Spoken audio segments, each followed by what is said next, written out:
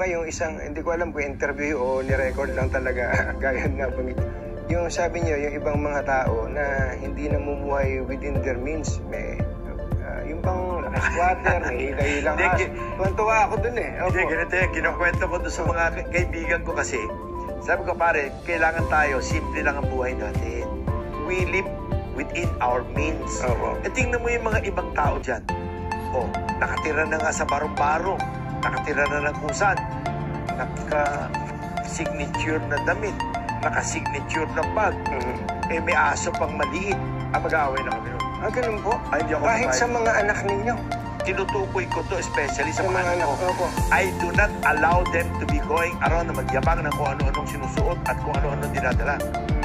Ngayon, nagpa-interview ko, kailangan daw nakarilo ko, kaya naka-stainless akong rilo. Pero usually, di ako nagre-rilo. Sabi nila, baka daw overacting na wala man lang daw ko rilo. Tsaka nagbihis pa ako. Dapat round neck t-shirt nga lang ang suot ko eh. Pero ito pong binagit sa mga, tinuro nyo sa kanila yung mula na maliliit pa sila. Hindi siya madali no? Kailangan tinuturo sa mga bata na matuto ng simpleng buhay. Yung anak ko bunso, si Jacob, kagagraduate na college, pinadala ko sa probinsya, sa Pangasinan, sa planta. Sabi ko, diyan ka magtatrabaho araw-araw, diyan ka matutulog, kasama mo kakain ng lunch at dinner yung lahat ng empleyado. Huwag ka makakain-kain sa labas ng pakto o ano-ano ha. Dahil you are going to, as if, show them na hindi mo sila kapareho. Kailangan habang nandiyan ka, kasama mo sila kung ano yung kinakain nila, kung ano yung ginagawa nila, pareho lang kayo. At yung bihis mo, kailangan simpleng damit, t-shirt, at kung ano yung uniform doon, yun yung nasusutin mo. Ganun ang suot ni Loco ngayon po. Ano po yung kwento niya tungkol siya na happy siya? Hindi, lahat ng anak ko, ganun ko pinalaki. Yung anak ko panganay si Paul, nung siya ay elementary, pinapadala ko yun doon sa talyer ni Mr. Coangco. Pinapasamahan ko yan sa mga mekaniko niya. Every summer, nandun siya. Doon siya sumasabay kumakain ng tanghalian. Di nasanay siya. Ang tawag niya sa mga mekaniko, kuya. Ang tawag niya sa mga tubero at electrician, kuya. Ay lumaki na maayos.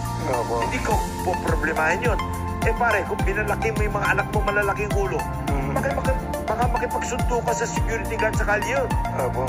Pero pag pinalaki mo ng simpleng tao, ay, pare, hahaba na buhay nun. Ibig sabihin nun, lumaki yan ng simpleng tao. At kailangan yung kumain kung ano yung kinakain ng mga tao. Ano po pakiramdam nyo na yung mga anak ninyo ganun makitungo sa kapwa? Hindi sila lalaki ng ganun. Kailangan tayo magsabi sa kanila, ganun lang kayo. So mula pa sa pagkabata, mabuti maunawaan to, lalo na ng mga bagong magulang pa lang. Po? Habang maliliit pa yung mga anak, imulat na dun sa ganung klase ng mindset. At huwag nyo bibigyan ng malaking baon. Huwag nyo rin bibigyan ng baon. Kailangan magdala sila ng pagkain. Yun ang baon nila sa eskwela. Huwag yung pupunta sa eskwela at kung ano-ano binibili. Pinalaki ko sila na mayroon silang laging baon papuntang eskwela. Yun ang kakainin nila. At wala silang bibiling kung ano-ano kalokohan na porloloy.